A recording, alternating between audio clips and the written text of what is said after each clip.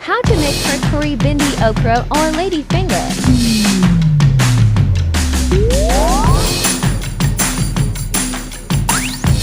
I put 1 chopped onion for more flavor.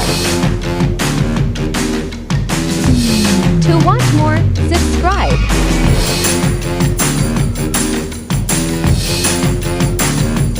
Look cool. Fry ladyfingers or okra with gram flour when it's turned brown.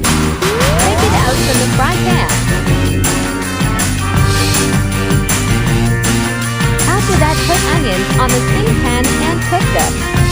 When it's turned light brown, mix fry okra or ladyfingers bhindi.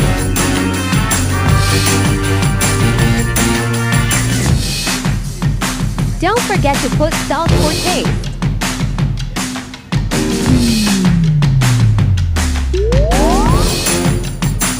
And we done try it, it's very tasty.